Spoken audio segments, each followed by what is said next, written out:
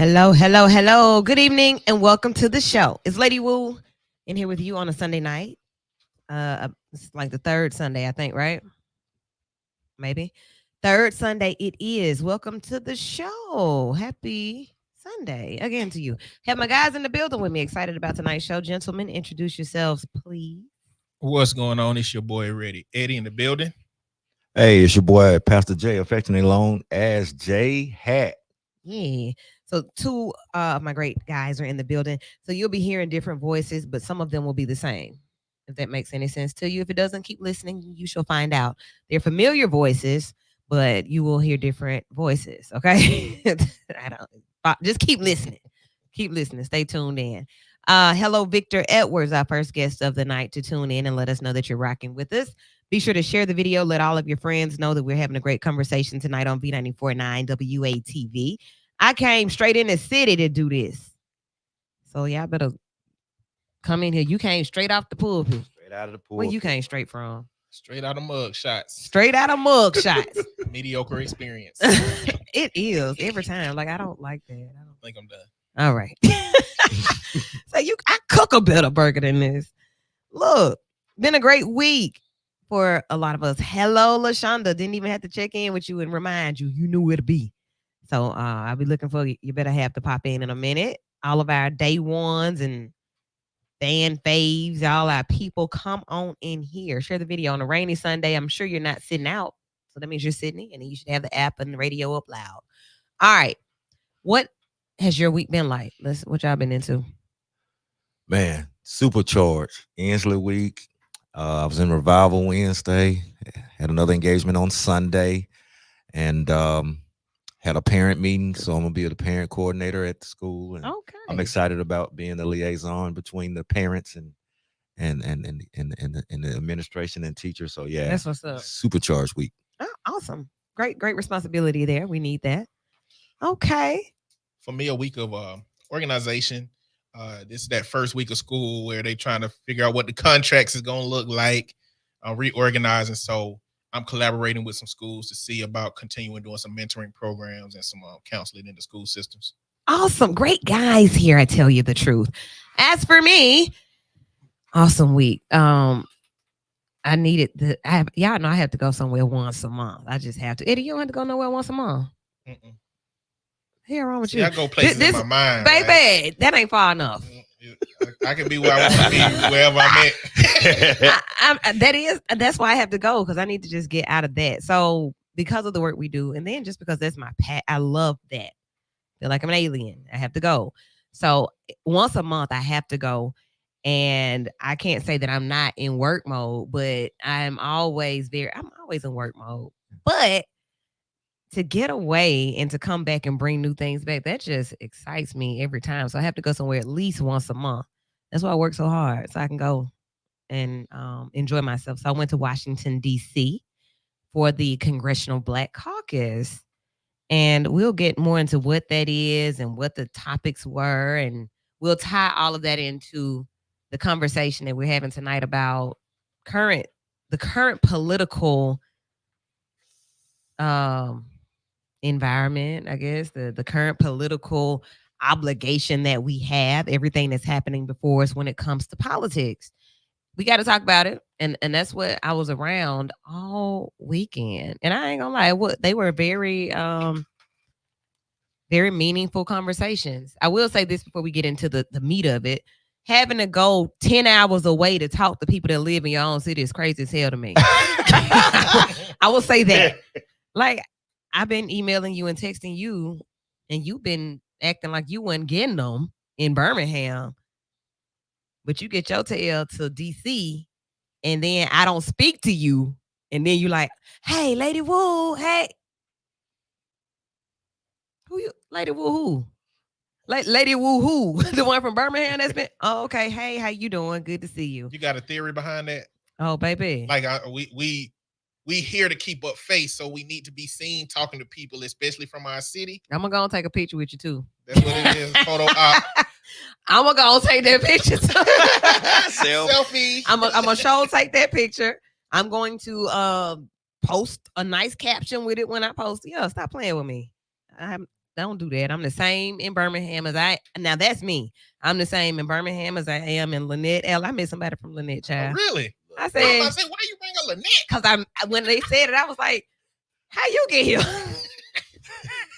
How old they was? Sorry. They might be. What I know them. She was. Who was it? Who was it? First of all, let me think on that. I think. Yeah, think it let me know. Yeah. I think she's the daughter of some people that you probably. I'm sure Gotcha. you know them. I said you from Lynette. I'm sure you know Eddie Sharp. If you don't, your parents do. Yeah. Anywho, it was that type thing. So that was just one of the things that I had to bring up first. Like had to go all the way to DC to be friends. But you got to come back home. When you come back home. Yeah. Take some more photos. So yeah, that was the first part. Well, that was the end of the week. First part of the week, I don't even remember because I was looking forward to the end of it so bad. Okay, what else happened? Debate happened. The debate. I was sitting watching the debate. Yeah. Writing these notes. Look at these notes. I see. I said, Got a whole legal pad. I was like, oh, what he said? Oh, and they in order too because I was writing them as it was happening. Oh boy, a lot to dissect there. Yeah, how did y'all feel about it? It went like I thought it was gonna go. Yeah. You know what? Kamala Harris was so much more prepared than Trump. Definitely, I think we all knew that, but like this was methodical. Yeah. Oh yeah, they said she kept putting that it was bait. Yeah, I love a word. But research showed that the biggest criticism people had of Kamala was not knowing about her and about her life. So almost every sentence she started with, "I grew up like this." In the middle class. This was my experience, and I'm like, okay, she playing to the data, and Trump is trying to play to the rhetoric, the hatred, the following, the MAGA. Yeah, man, that's not gonna take you far. I'm so sick of him. So look, what you thought about it? His base. I mean, about the debate. I was saying he was talking to his base, but I'm on the very first 2 minutes. She slayed him in the first 2 minutes. Like, dude, no. When they came out, normally, I was on the debate team. You come to the middle, you shake. She invaded their space. Get that name right, player. Kamala. And they shook. I said, "Ooh, it's gonna be a long night." Oh yeah. What's this party called? Forearm. The forearm. That's what that is. That thing was hurting just watching that. I said, "Oh." I said, "Oh, it's finna." She went all in his territory. Yeah. Okay. She set the stage. Okay, let's go from the beginning. All right, let's do it. They said it was the first time that they met, and it appeared that way. That's odd though. When she up there while he was the president, like I would need to meet everybody that's serving in the space that I'm serving in. If I want to meet everybody on both sides. Okay. Y'all wouldn't want to do that? They made the incoming president so complicated that nobody wanted to meet with them. They want to meet with the team. That was the problem. So there was a problem. Where was there ever going to be time to meet? But before, like we've served the United States of America together in DC. We ain't like. So there's that much division that I've never met you. We ain't ever met at a luncheon, a brunch, a t-shirt community service day, nothing. She would have been more likely to meet Donald Trump as a celebrity more than a politician. Okay. Especially how adversarial he is and how much he be lying. Like, who want to meet that dude? Yeah. You be just lying. I feel like being in the Senate, to want to meet somebody brown. Right. Man. Yeah. Being in the Senate is not a guarantee you meet him. Yeah. Some of her some of the committees she was on, she would be opposing, and so he's not going to want to meet anybody that's on the opposite side. I'm not going to cross the aisle ever. No, okay, no. So the handshake was what it was. Kamala Harris, or arm break. Get the name right. Okay, they jumped out talking about the economy, and she said that she's building an opportunity economy. $6,000 child tax credit. Never heard of that. $50,000 tax deduction to start up small businesses. I said, yup, let me get that. I need whatever that looks like. Like that's about how much I make. Give me all of them tax deductions back so that I can double that. I was standing up already. I was standing up. I was loud. He said, like he didn't say anything about his plan for the economy. What he said was, under me, you've had the best economy that you've ever had. That's what he said. Yeah, he said it. Okay, so we don't But- agree. Look, so basically, we I mean, got agreeing. What did you do to make the economy better? Right? For some chicks. Because you came in and it was good. Is it me or is it that everybody's checking this out? We can go back to 2000, right? So it was two Republicans, two Democrats, right? Both Mhm. Democrats had to clean up Republican mess. And that's what she said. I mean, That she those did. are We facts. came in to clean up. Yeah. Woo. Okay. Trump attacked Harris on immigration. So that was his go-to every time. Every time he went back to immigration, no matter what the question was, Absolutely. no matter what the statement was, he went back to immigration. And she said that basically Donald Trump. Oh, well, no, let me go back to this first. His hair looks better. I want to go from the beginning of my note. So the appearance when they walked out, I said he ain't orange no more. They got his makeup right. They got the shade right, and they got the hair right. So he looks better. He looks normal. Okay. Y'all don't agree with that either? Golly, I mean, hard on him. No. I mean, He look better. I don't know. To me, Donald Trump is like an aura more than he is a person. Like when I see him, all I see is Trump. I just see just a blur of bad. Oh man. I don't know. I mean, I didn't say he was good. He just looks better. He looks gooder. He ain't good. He just looks. He look better. He does. He doesn't look as ridiculous as he did. Speaking. Yeah. So I did notice that she was sharp. Everything prim and proper. Everything laid. First thought that I did have, and I'm talking about from the stage out. We'll go back to immigration and all of that. But I wonder how the presidency is going to age a female. And everybody was saying that basically, she a sister. She gonna do all right. They got Botox and stuff like that. I'm like, really? What is that? Melanin. She got a little bit. So does Obama. Yeah, and you saw what happened. So does Randall Woodfin. You see what's happening. Yeah, he getting that gray tape. Yeah, so I was wondering about that. Like, what happens to a woman? We stress a lot already because y'all be getting on our nerves. And we're responsible for so many things. But I'm the woman with the codes and all y'all hating over here and y'all doing this over here. That's a lot. Well, I mean, once somebody commits to being the president, that come with the job. Yeah. Agent. Like to press the button on human life from time to time, that has to come with a series of psychological processes and chemical flowing that is going to age you quickly. Like that come with the territory. Yeah. And it definitely has aged him. I saw it last debate, but it really showed because now you're the oldest on the stage. And you're nervous. It's like a whole different energy. You have slowed down, buddy. Oh, man. A whole lot. Yeah. Okay. And they were leaning so heavy on the idea earlier that it was going to be another two old men argument, but now you got somebody in here that's got more life, that is significantly less age than you, that have a lot more experience than you have in different positions in the government. Like, they just weren't ready for this possibility. As evidenced by, like, once it happened, they trying to say, well, she can't get on the ballot, so we can't take Joe Biden off the ballots. They were running so many possibilities of how we can keep this from happening functionally rather than letting it actually be a fair fight. All right. So we're going to keep it from, we wanted to keep it from happening. Baby, it's happening. It's happening right now. Okay. Trump said that he hasn't read Project 2025.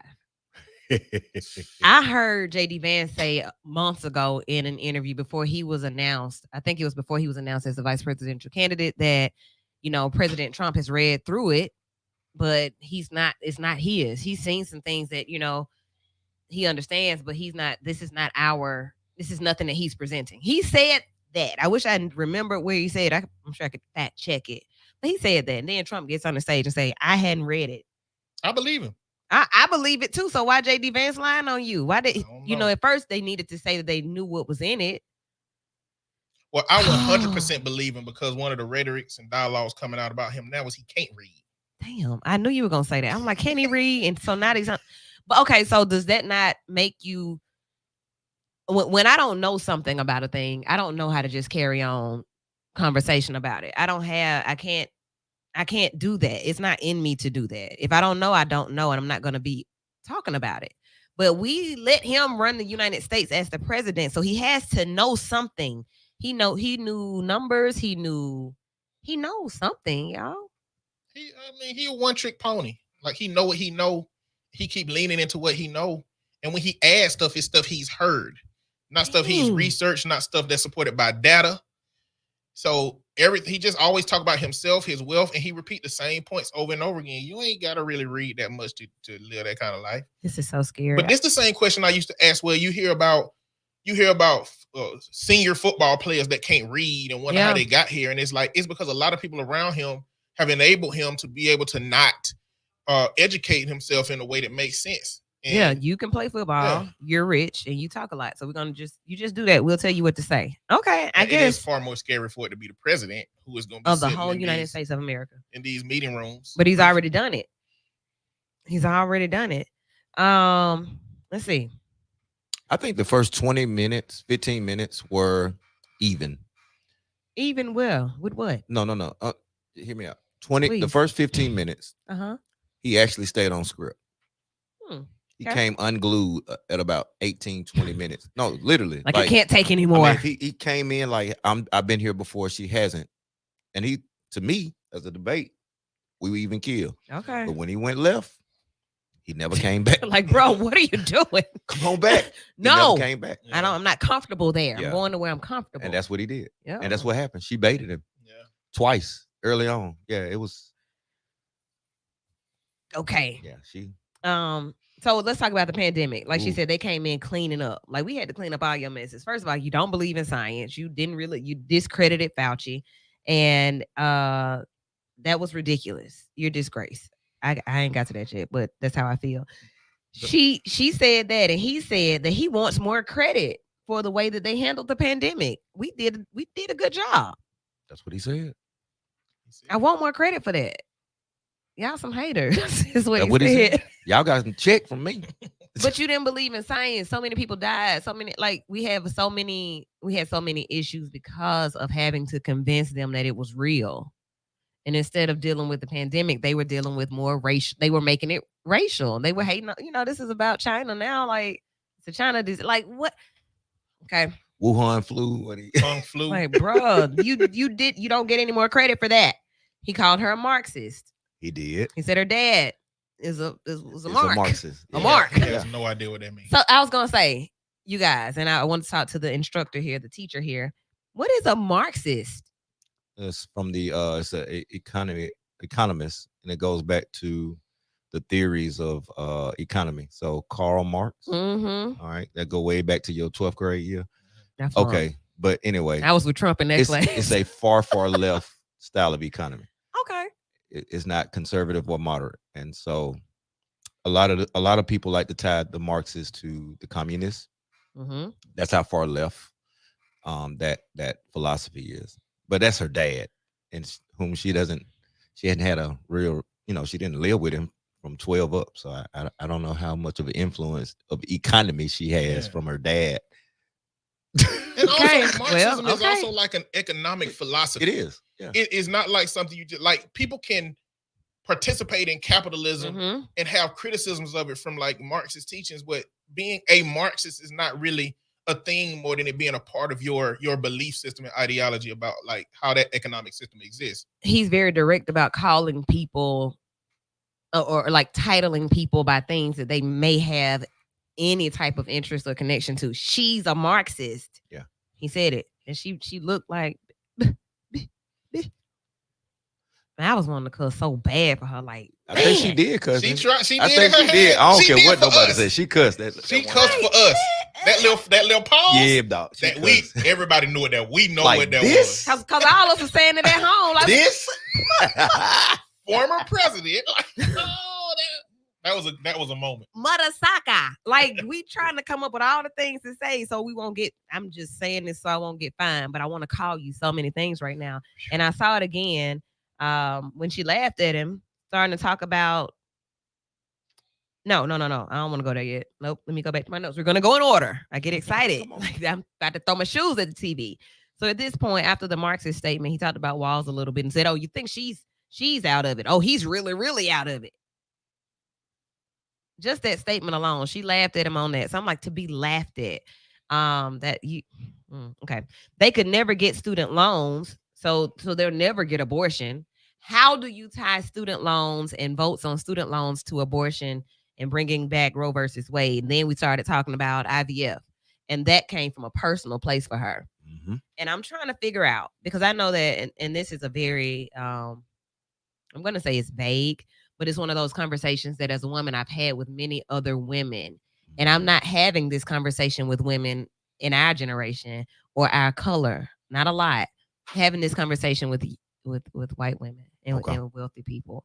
And they need IVF. They do it.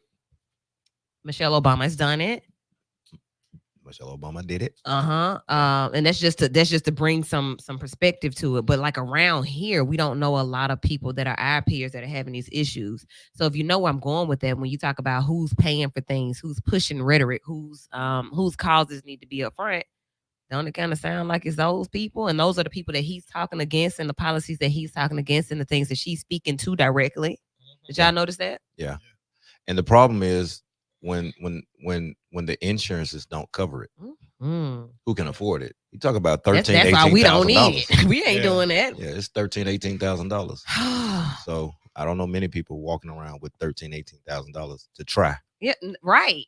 And that's not a conversation that we're having. Like, hey, I don't have any children. We'll have no children. Try. Yeah, like, no, we're not doing that. So we'll try. That's not our conversation. The conversations that started to impact us was when he said that the governor of Alabama, like when he brought Alabama up and what a name, and tied that to IVF. I said, see, this is why when I go places, I say I'm from Birmingham. That's why I say the great state of Birmingham. Yeah, I don't. Shout out today. It really makes me feel a way to say Alabama. I'm from Birmingham. Oh, Alabama, Birmingham. Instantly. Oh, Jesus Christ. Okay. She was talking directly to us, and he wasn't. He wouldn't even look at her ever. She looked at him directly. He never looked. He didn't acknowledge her presence there, but she looked at us. She talked to us. Yeah. Did he talk to his people? I guess he looked. No, what was he looking? He was looking at the moderators in the camera. He didn't even look at his people. Why didn't he acknowledge her? I think it was a strategy. You do? Yes. Like, or is it that I'm not going to look at this black female over here talking to me because she shouldn't be here in the first place? That could be a piece of it. I don't know about you, Ed, but I think that was part of the strategy, like the irrelevant. Yeah. You're not, because he did the direct opposite with Hillary, right? So he gave her no eye contact, like none. Like you're nobody, right? And that's what he's been saying. So it went right along with his message. Yeah. I don't know if it worked out for him, but his base probably loved it. Yeah. Independents, no, because independents are all about morals and not saying lefts aren't, but when you talk about independent voters, they care about the stuff that matters to everybody. Yeah. Right. Your base cool with that. Democrats, not so much, but the independents, not at all. Look at this. Like, no. Baby, you hear me? Hello, you hear me talking to you? And the only time he looked over there slightly was when he was trying to get smart. I'm speaking, man. If you do, you remember that strategic? Because I see that's why I'm not ready yet. Because boy, what? I'm talking. That's no, I'm talking. See, we'll go there. We'll get real crazy. That's why I'm like, no, I'm gonna just do this right now. I'm gonna do this. I think somebody said scared. Man, I do think it was strategy. I also think that strategy just happened to align with his character. Yes. And also with white racist culture. Yes. Because it's about invalidating the presence of black people. So first off, it's not saying your name. So we can go back to being called boy or being called unk or whatever they would say. Like unk is different now, but they'll call back white people to call black people Uncle Tom, Uncle Ben. So not acknowledging their presence, all of these things align with white racist culture anyway. So he just looked like regular racist white folk look like to me in Alabama. Well, then you from Lynette too, so you see stuff like you see that when you go home. Yeah, yeah, that might be a little. Yeah, that's a little Lynette-ish. Because in Birmingham, excuse me, sir, I was man, come on. Yeah, but all right, it was weird. Okay, let's keep going. So it was unnatural for a place where you're supposed to be having a I guess a friendly competition, so to speak. It made you look like a child. It made you look like that part, spoiled, and I'm not gonna get my way, and you pouting. That's kind of because he did that. He actually did that. Them lips turned up to the sky, and then that little stupid little smirk, that little whatever that is, boy. But definitely not presidential. Not, yes, right? no. And so that's, not I think he mayoral. missed an opportunity. Yeah. That's why I say those first 15. You missed a Absolutely. grand opportunity, brother. Nothing has been presidential about him other than white guy. Okay. And you know what? This is an observation I make. I feel like the team kept him from giving her a nickname because I believe the only nicknames that they can come up with were probably racist or sexist. Wow. Because yeah, so you just say Kamala. Hillary had a name, Joe Biden had a name. Just say her name wrong, bro. Kamala. All the stuff you've been trying to come up with, we cannot say that. He said lying Kamala. Yeah. He Kamala. He keeps doing a name to make but it sound Indian. I think he's been warned so much that he knows that this one thing is a no. Yeah. Because it's one. Yeah, it's one thing that you do it to everybody else, but by her being comment of a different hue, if you go that route, you're gonna probably lose a lot of the middle. Because the middle is. You got to get the middle mixed. Okay. Yeah. And if you're in these TikTok streets, what you see is MAGA or intentionally saying her name wrong. And so he gonna fight between if I start saying it right, then how was my base gonna perceive me? So I kind of got to keep doing what I need to do for my base to align with me. How are they saying it? What are some of the ways? Kamala, just mostly Kamala. Yeah. But like always making a point to be like Kamala, like that kind of energy when they say it, because it's like we know what your name is, but we gonna say it like this anyway. Kamala, yo mama, say my name right. Say my name. Yeah. Like she had to say it. That's why I said she went up. Hey, she had to say it at the DNC. She had needs to come out. Comma. If you can say comma, add love to it, you got it. Comma, love. That's what my shirt say. Not hard. Man, this is 994-8949 if you want to get in on the conversation at this point, just to kind of share your thoughts from the debate, the vital way. 994-8949. There are so many things that we observed. 2 pages full of notes. Yeah, these are just my observations. What were yours? What notes did you take? Hit us up and let us know. One of my commenters says he didn't have to look at her. She laughed at him like a comedy show. TV doesn't look back at you when you laugh at it. All right, then. So more comments coming through. Yeah, thank you. Keep them in. Keep them coming. Let's see. He said that nobody wants to attend her rallies. Nobody wants to come to your rallies anyway, is what he said. And I mean, at first I didn't, and I definitely didn't want to go to one of his either. Like at first, I ain't gonna lie, like I didn't, but now the energy's a little different. I'll go. I got a button to show y'all too. I got some swag. You know I like swag, so I got something that's dope. So I would go now. Did you see the one that he had yesterday that got empty? Oh man, yeah. So he had a whole rally yesterday that got empty. He started. He was in I think it was Pennsylvania, and he started going with his natural course. The people left. They started making exits. Really? Yeah, they did. Because they tired of it. That's a middle state. Interesting. What made them go? They left. Look at them empty seats. He came ungrooved. Yes. It wasn't like the concert where who was that bought the seats in the front? Was that 50? Was it like that? The Kamala go buy to take the free tickets? I don't know if it was that bad, but it was so bad that he got unglued a little bit. Because he likes large crowds. He got to have it. His attention he got to have it. Yeah, it fits the page of your notes. Okay. Of the narcissist. You already know the narc notes, but what? I need a large crowd. I need attention. Give it to me. You all aren't listening to me. Yes, we are, Tron. We listen at him today. Ooh, they already coming. Mariella, we coming. Oh, we coming. We're going down in order. Let me go to this one. After he said that about his rallies and that everybody wants to come to his and nobody wants to attend hers, he went on to say that pets are being used for food by migrants in Springfield. What? When he said that, baby, ain't nobody heard that but you. So at that point, nobody had heard this for real. He said it, and it's like, here he come with some more mess. I'm going to tell y'all, once I did hear about it and found out that he was talking about Haitian immigrants, then I was upset. Like, you talking about black folk. Oh, okay, because you're not talking about just brown people. Like, you talking about them taking jobs, but you talking about the black folk eating pets. Wow.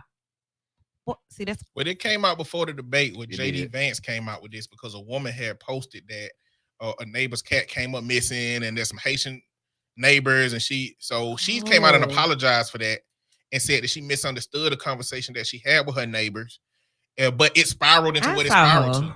I saw her. You brought your rubbing oil because I need some oil on my head. I be wanting to just cuss and fight so bad when Trump get to acting crazy like that. I mean, Yeah, I saw that, and that was the What TikTok, is- right? Yeah. And so I also saw the neighbor's husband came out. Did you see that one? When he Oh, was I didn't see like, that. yeah, so they, playing the game, they AI engineered it, and so it was really a white person. So it went left in wait the a minute. They comments. AI engineered what? The that whole little It was sit fake. down, yeah, it wasn't real. It. Wow. What part was fake?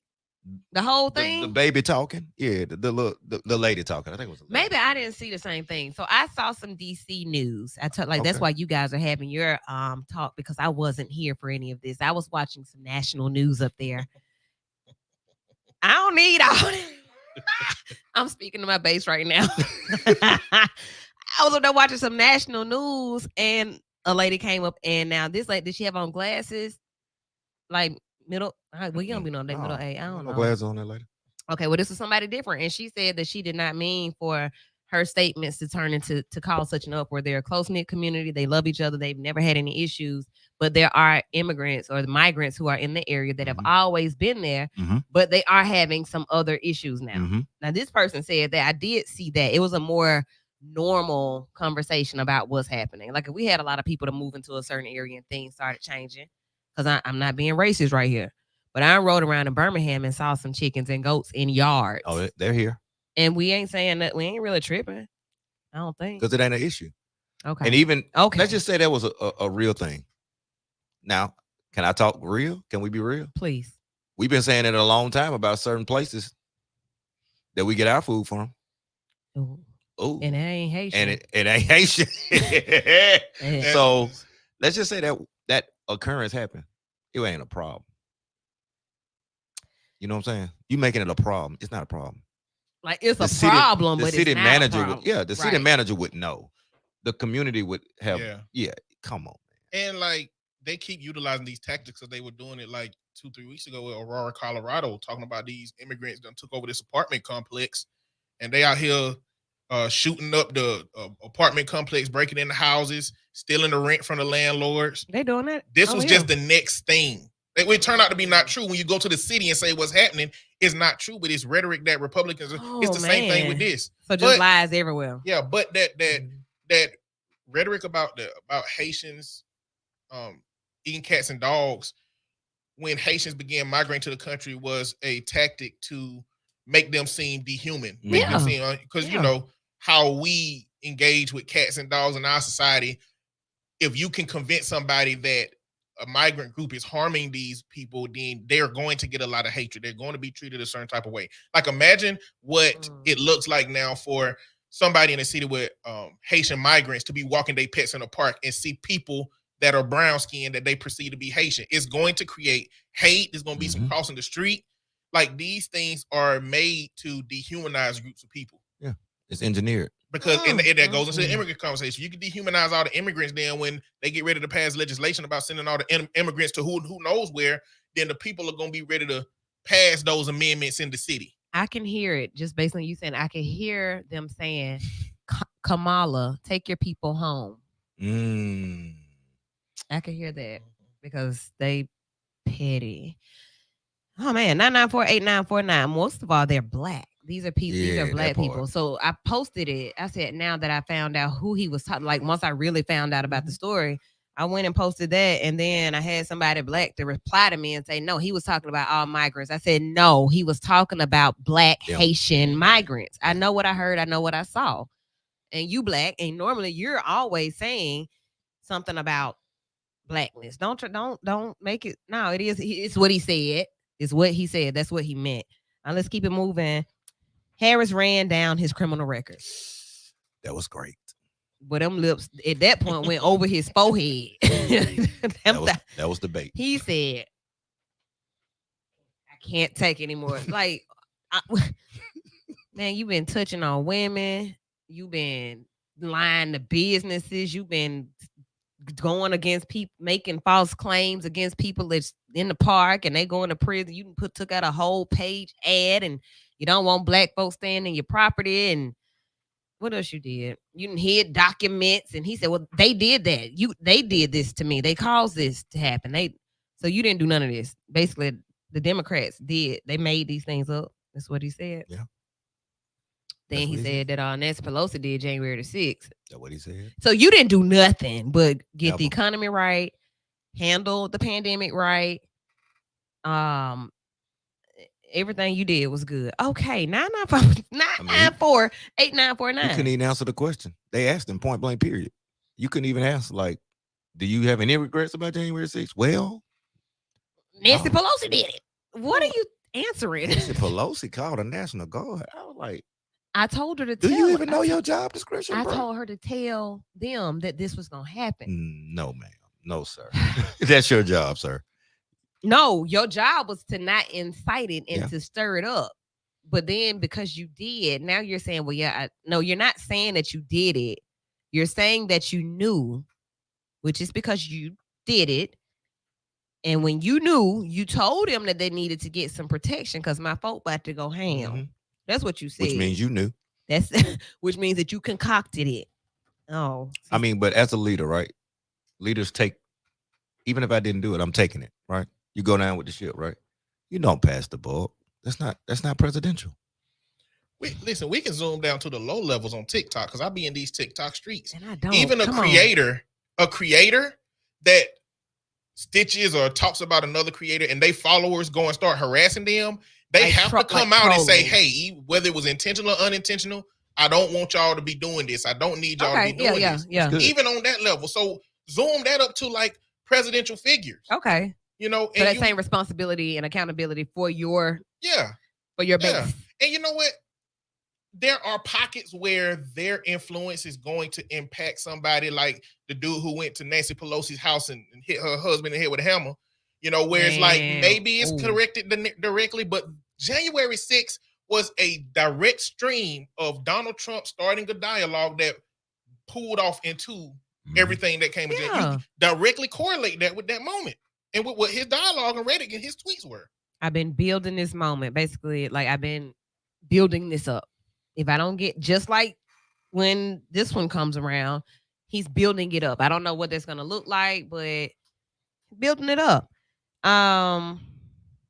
Let's see. I'm gonna flip over. What is fracking? The hell is fracking? Carmen said fracking. I said, girl, sound like a sport, don't it?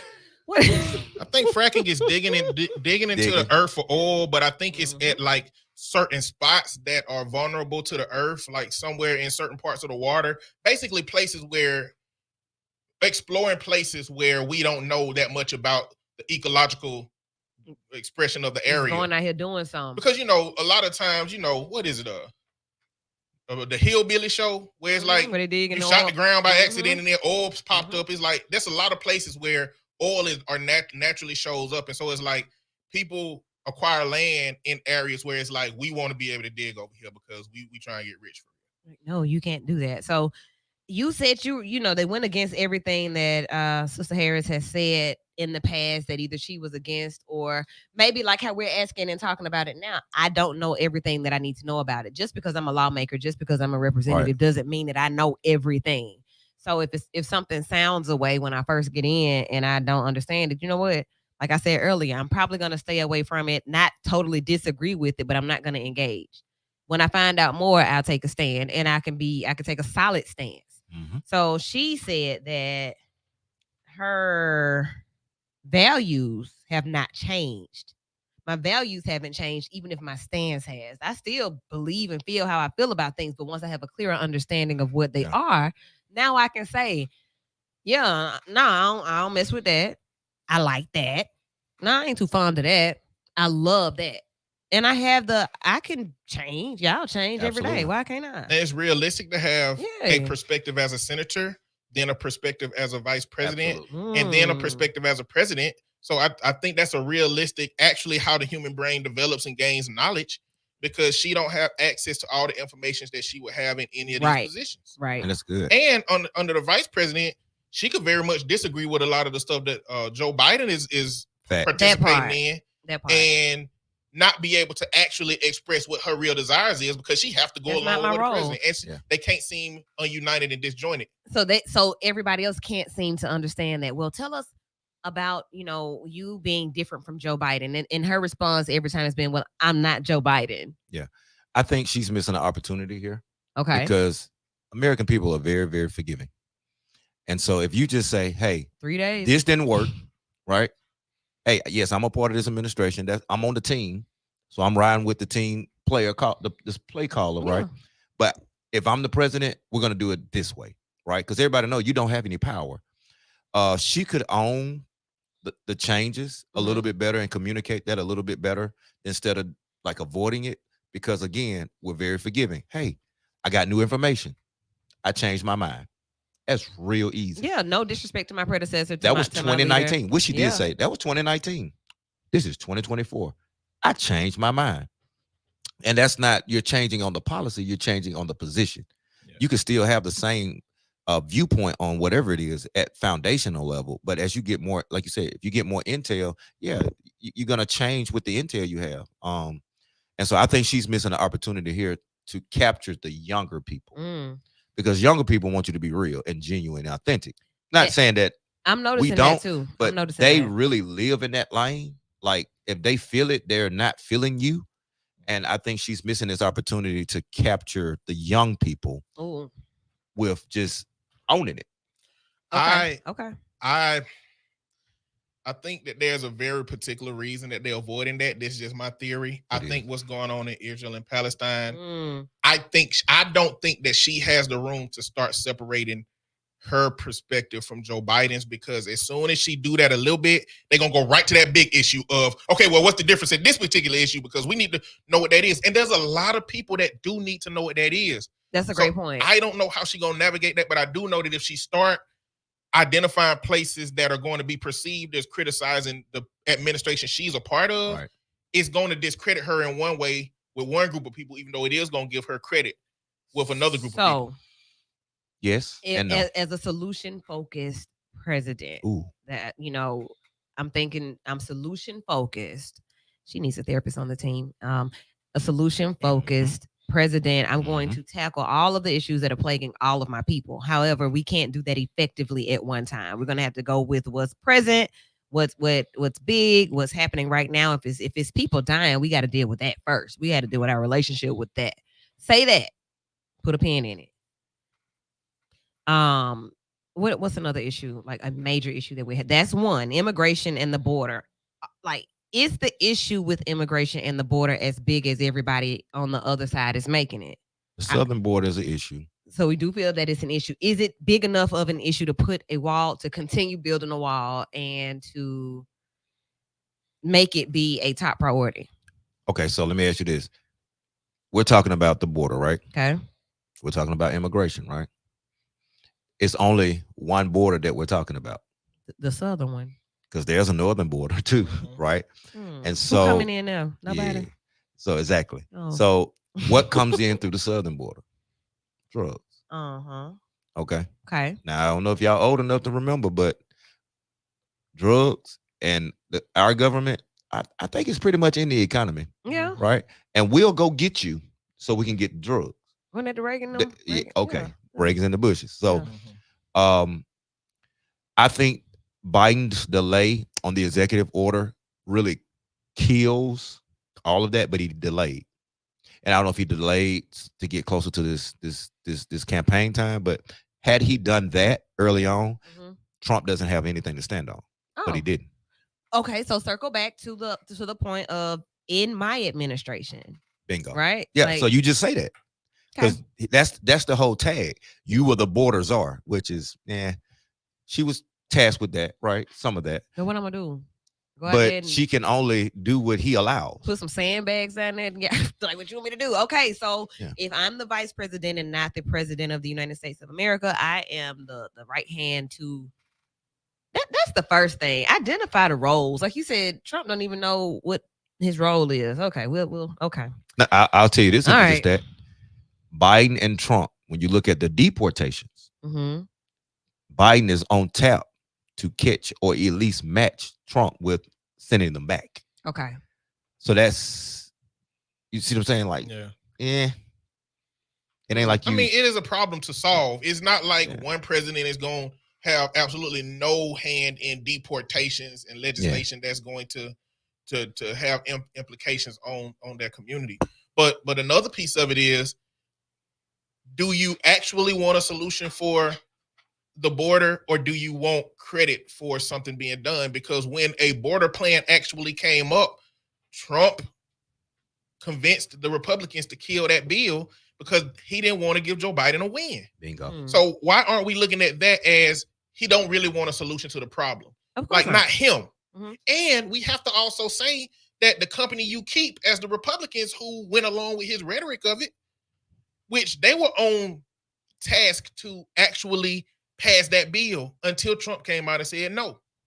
Yeah. So that needs to be held against him from my perspective. I It need agree. to be held against him in that sense. So I don't think he have no credence at criticizing what's going on with the border as it pertains to the Democrats, because when he could have just stayed silent and done nothing, he aggressively pursued not letting that happen because he won't credit for it.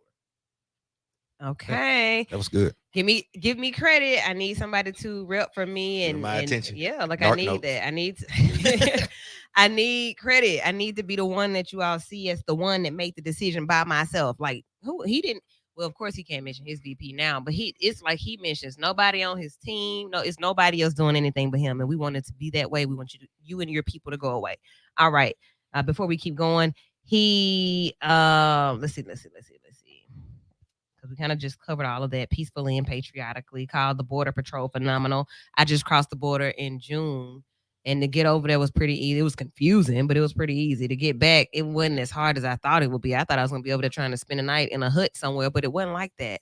I didn't have my passport with me, had my ID, came back over. If I didn't have my ID, I could see it being a little bit harder. But I'm quite sure that if I was trying to come over, and I've had my forefathers coming over for years and years, that there's a map somewhere like the Underground Railroad. Yeah. Okay. It's definitely. He called them phenomenal. And I'm like, wonder why. The problem with this kind of legislation, this not legislation, but rhetoric, the same as the Haitian immigrant, is you look at a particular type of person and how they look, and it pushes to bundling them all into a group. It's not like Haitian people are of one skin tone, so they can look at anybody who's not Haitian, who's just brown, and be thinking that they gonna grab your pets up. It's the same thing for the Latino community. So you looking like an African American coming back into it is different. Look at you looking how you're looking. You look like phenotypically Latino, lighter skin, not speaking how the perceptual average Latino person, like they're looking. And that the reason that it's bad tactics is because there are a lot of legal immigrants who gonna get the same when they pass by a police officer. If they look like a Mexican, they finna get pulled over. You're going to be violating American citizens' rights using this kind of very loose, vague, look at them people over there type tactics in order to use racism to fuel the hatred that'll make you choose somebody over another person. A couple more points on the debate, just tying it all in, talking about national politics right now. We watched it top of the week. It's really making a lot of us think and think in different ways. When we come back, we're going to dig into the last couple of parts of the debate and of the week politically. Then we're going to talk about CBC and some things that have happened in local news. I wasn't here because I was away with my base.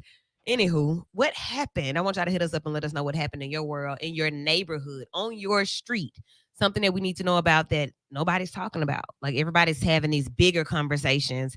I want to know what pothole you hit this week. I want to know what school you went to that had everything in order during these school shootings. I want to know about those things. So get those stories ready. 994-8949, 994-8949. If you're watching on any stream, check in because we only see a couple of them while we're on the air, but we want to see your comments. So let us know where you are. We'll be right back after these. You're listening to the show. It's Vital on B94.9 WATV. We off. I can finally see comments. Finally.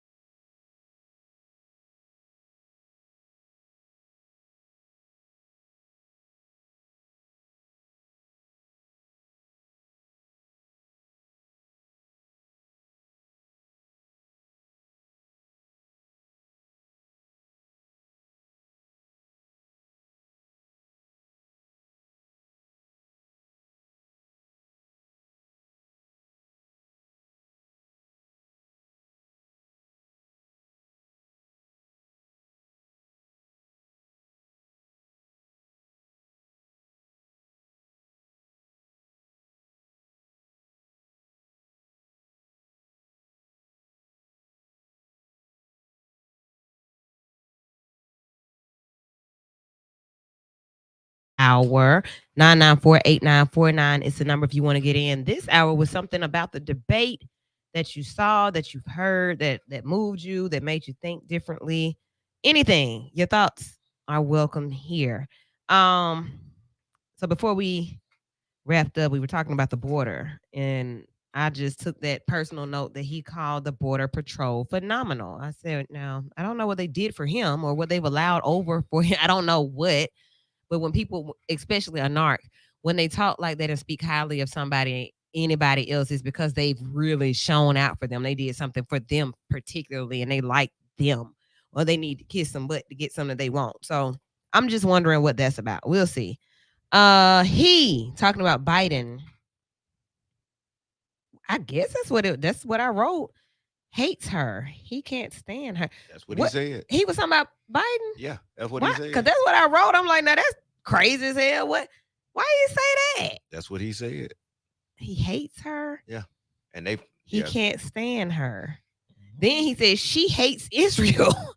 And then she hated somebody else. I put some blanks there because I missed that part. I guess I was shocked by the first note that I put about Biden hate.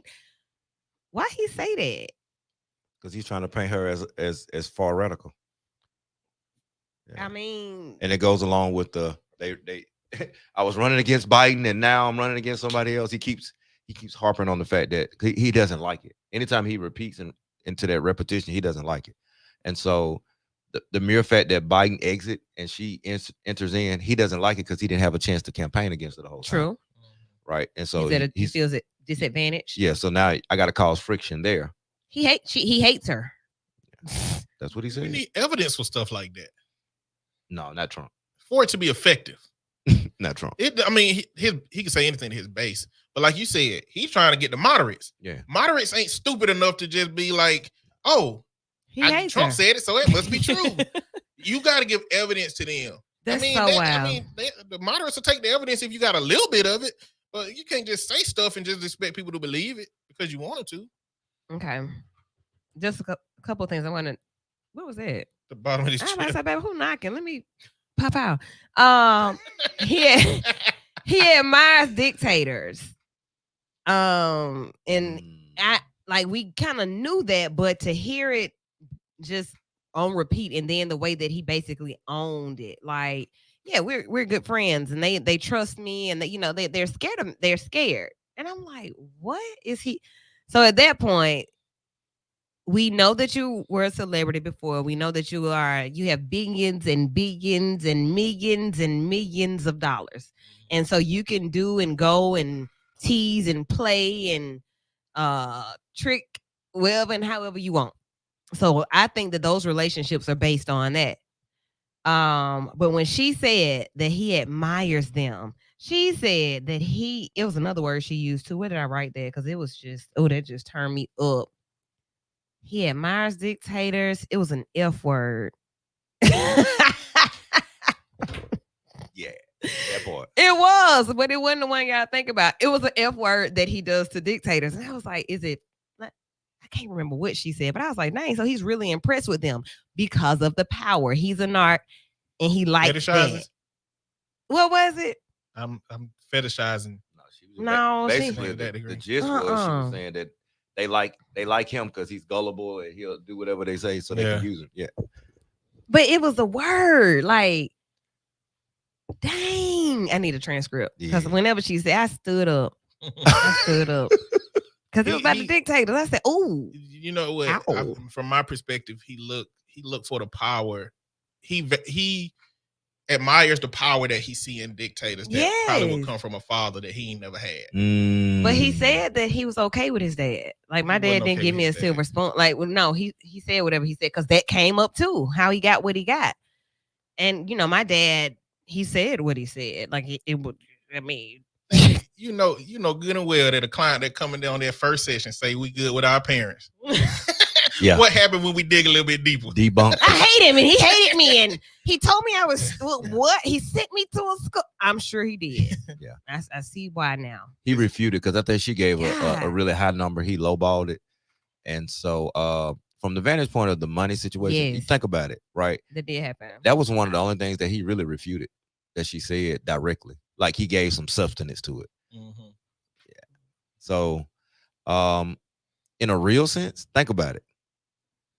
Even your lowball number is money that nobody else will really see. We're like billions and Yeah. billions. Yeah, it Or wasn't billions. It was trillions and yeah. trillions. So still, a normal person is never going to see that amount of money. Or millions and millions. Yeah. So God, I you, hate you to still hear had you a silver count. spoon, bro. I don't know stop- how you try to Yeah, get out of that one. You stop that, and Yeah. you stop repeating millions and millions. And y'all know I spell it MIYINS. And PIN Minions. billions. Millions. Stop saying it. You're aggravating me. I did write this though. This may have been what I was thinking about. They can manipulate you with flattery and favors. That's Maybe it. them the F words. That's it. I thought it was something else. They can That's it. manipulate you with flattery and favors. And I guess he was looking with them lips turned up and said, Yep. Like, yeah. Yep. I sell it out. Okay, last thing. He wants to defund the police. That came up. You know, She did. he wants to, let them get off with killing people. Okay, so and the immunity. Yeah, he wants to do that. How y'all feel about that? Scary for me. I'm a black man with a black son, 2 black nephews, teach at a black school. And if you're already doing it now, and there's a little bit of immunity, guess what's going to happen with none? And it's already hard. I mean, you literally going back to the 50s where the police could literally just do what they wanted to do to us. Yeah, that's what he wants to happen. So, I'm not feeling that one. What That's you think? definitely one of the ones I'm not feeling. Then we're gonna go to the top of the hour. What you think?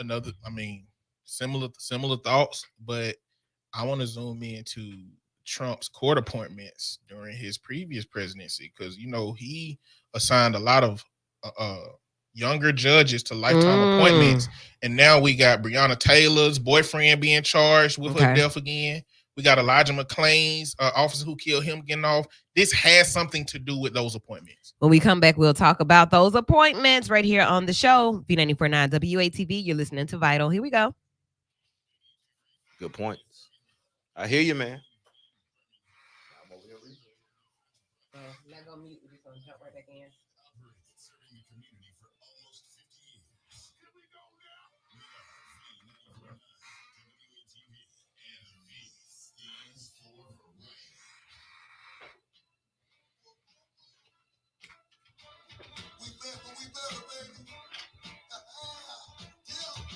We on the war tour, lady, we got the plan. Going into every place with a mic in our hand. We on the war tour, lady, we got the plan. Going into every place with a mic in our hand. Hey, here's exactly what the city been missing. Let's get them jumping and chasing. Thinking and reminiscing. I'm hoping you comprehending this is vital. And lady, please, I hope you ain't gonna find another like a fuck the people keep the conversation vital. I'm not. You can't deny it, no sir. I know, ma'am. It's like throwing bars to the train. We ain't gonna never slow down. I'm cool as hell. Anytime me and we put it down, spread love. We got enough to go round. This politics is usually way out in the city. Let's talk about what matters, but still keep it clear. Tell them how the people feel it. Exercise your First Amendment. Freedom to speak your mind regardless of religion. Your opinion is your opinion. I ain't arguing with you. But maybe I am a war winner, number one, and I am. I switch it up. Now watch me work when I get this. She picks it up and she gon' drop a couple Jews. Listen up, we on the war tour, lady. We got the plan. Going into every place with a mic in our hands. Love it.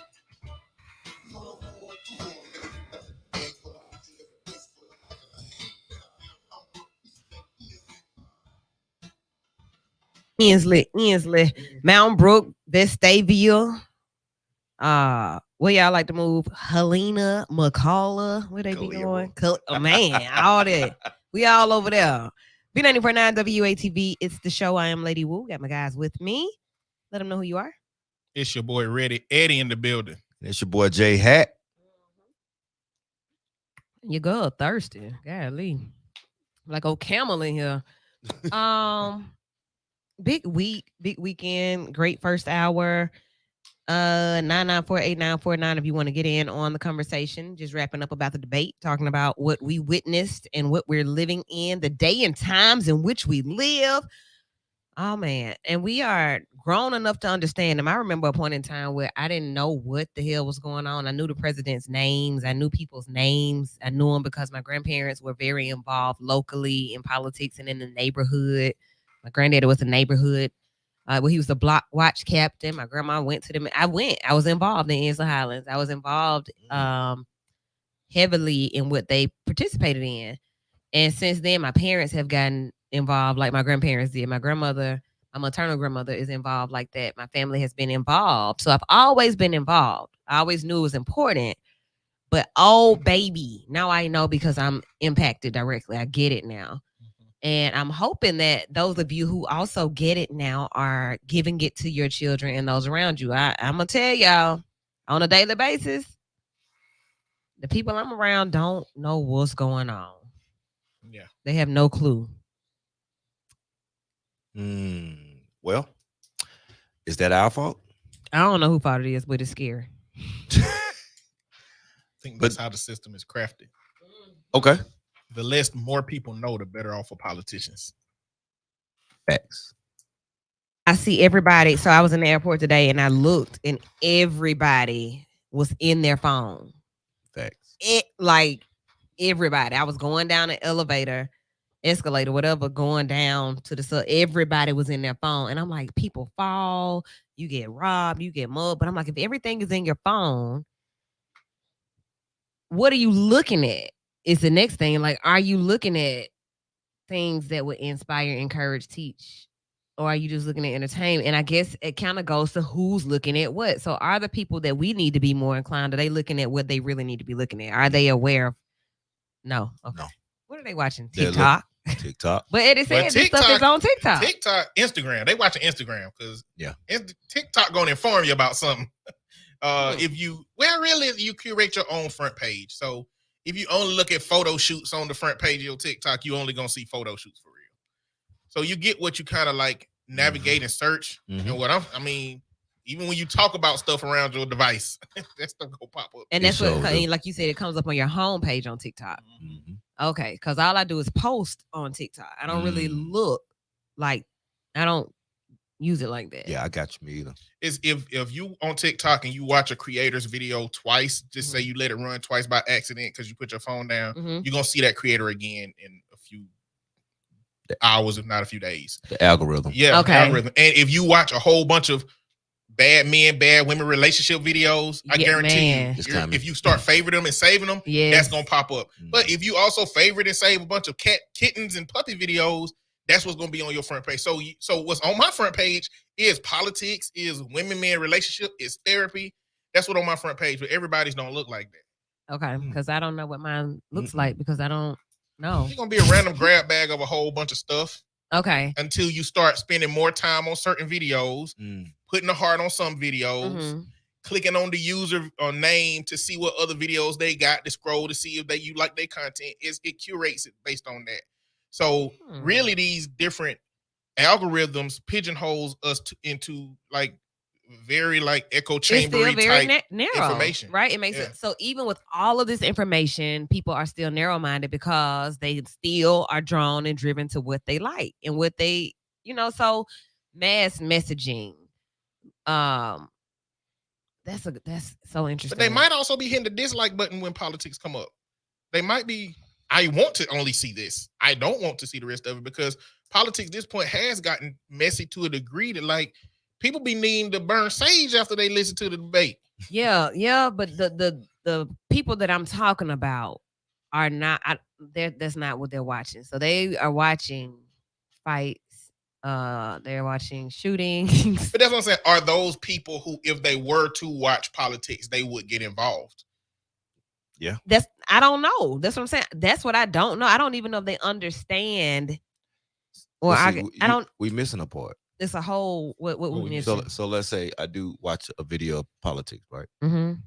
If I'm not politically astute and it's false, now I'm following down a whole rabbit trail of false information.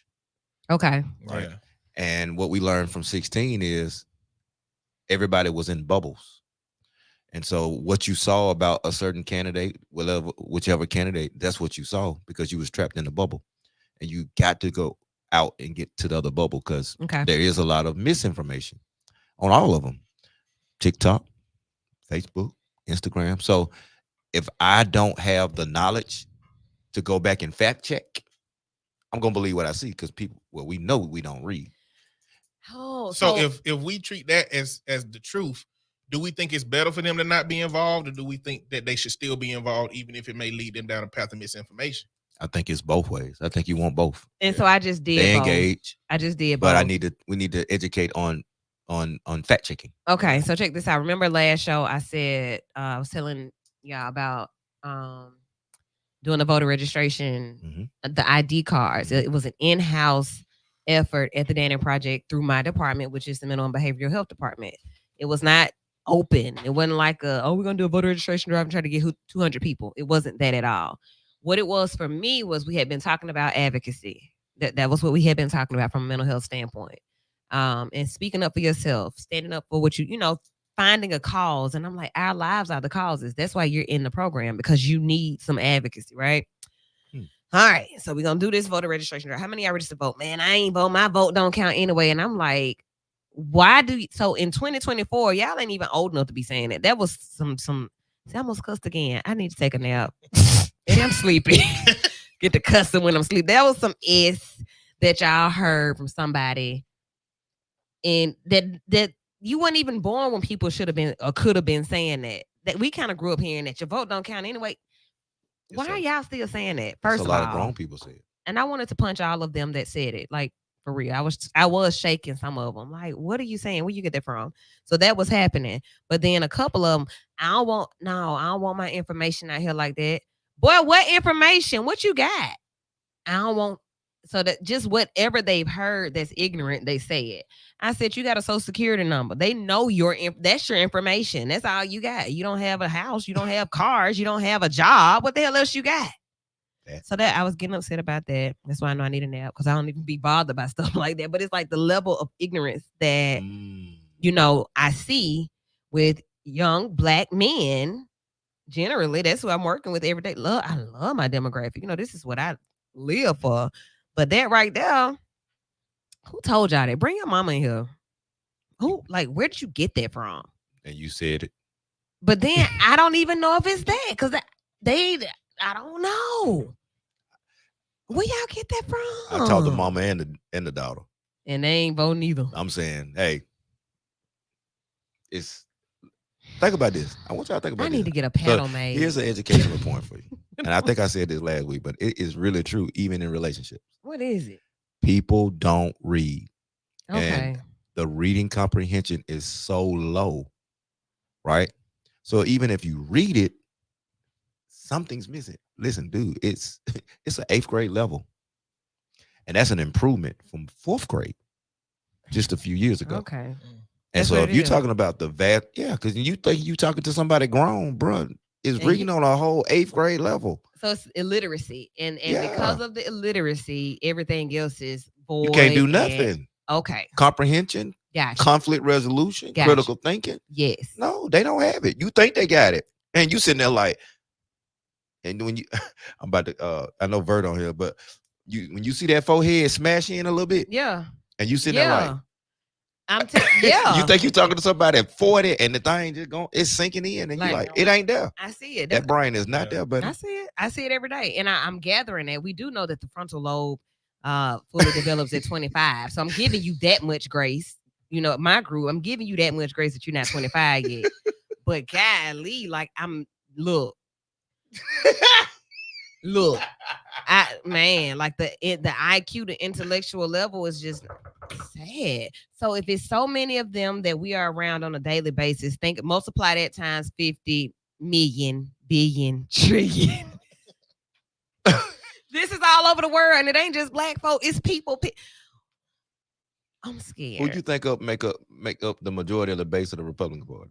People that can't read. That cannot read. Furthermore, so why he talking about migrants eating pets? Okay, so that's why they gullible. Who would literally take some aquarium stuff to get rid of?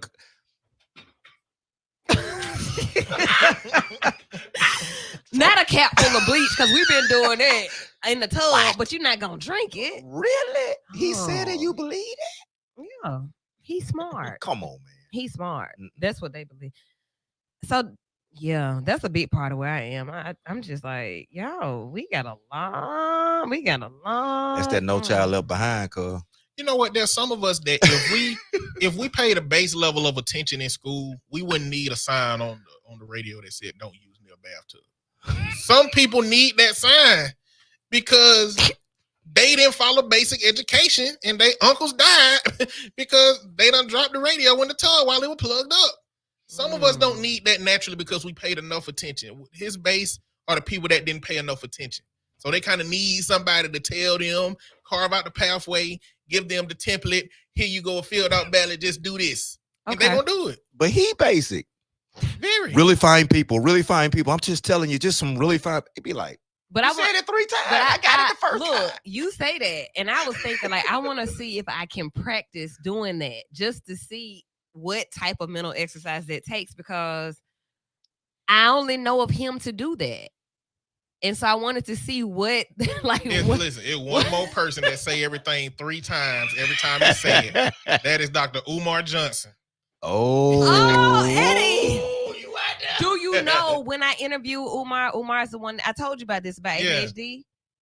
He was the one that came on my show and said he discredited it, and I was like, "This who y'all listening to?" He has grown some though since then. He's become a meme and he leans into it sometimes. Talking about snow bunnies and that language that he used. He's trying to be comedic, trying to but stay also relevant. be in alignment with his message. You can see that from the Shannon Sharp situation this past week, and he put a Oh, video we got to out talk about that. that too. Okay, so we just got off track. Did you We take your did. medicine today? Oh, Sean said you only need about 6 words: fabulous, million, billion, trillion, good people, beautiful people. Money. He What on the else? word site, buddy. Yeah, we're gonna have to come up with a list. I need to practice that. It's gonna be really big. I tell you, it's gonna be really Oh, big. yeah. I'll be like, We really did a good thing. So it's yeah, they're basic statements. it's gonna be bad but for the it's country. It's the way that he does it that it interests me. It truly does. It interests me. He's redneck charismatic. And they interest me. Like, what is this? No, I mean it interests you from a psychological, like how do I assess this person type vantage point. You don't drink the Kool-Aid. No, I don't. I just They drink the Kool-Aid. Yeah, I definitely don't do that. But I like to figure out like who taught you to do this? What did you okay. I mean, but he a media specialist, right? He had a What? whole show. And that's why I want to know what he told him, I'm gonna be with y'all because y'all the slow people. So who else could insult you and call you slow people? that's slow. And then you turn around and back them wholeheartedly. Who else do that? Well, Donald Trump has been coddled Man. by America because he convinced Crazy. the world that he was a self-made millionaire. Is that what it Billionaire. was? Yes. I mean, Millionaire? he in Home Alone. He's in movies. True. With all the rappers. Athletes are all rapping about being like Donald Trump in their music, having him in videos. Like his celebrity gave him a pathway of not having to actually be educated about nothing. Once he put his name on them buildings, and once he got a hotel that people could go in and have a lavish experience, athletes. But the athletes didn't know that the black people that was applying for a job there was getting their application. Right. I was gonna say it all flipped around. Yeah. And like I didn't know about him not allowing blacks to live in this. I didn't know that. I didn't know that was fact until it was said in the debate. I said, oh, for real? They say he used to have a C on the top of black applications to identify Colored. the demographic that was applying at the moment. Let me tell you somewhere that colors were welcome, and it was amazing. The Congressional Black Caucus. The colors was out. Let me clap to that. The colors was out. And in grand fashion. Now, let's break this down. Let's go to this. Donald Trump on one hand is the million, billion, trillion, zillion, gajillionaire. And that's what he does. That's what he talks about. And that's his base. That's how he, that's what he aligns with. There are some blacks that are equally I don't even know. Would we consider him bougie or stupid? I mean, I don't know. It's a difference. It's a difference because these are educated blacks. These may be considered the talented 10th. Okay. Okay. That's who was at the CBC. Then there was me. Wait, there were suits and ties. There were heels. I ain't never worn no heels to no convention. Never. Why am I doing that? But that's what politicians were doing. They had on heels. They had name brand bags and shades, and they were fly. Okay.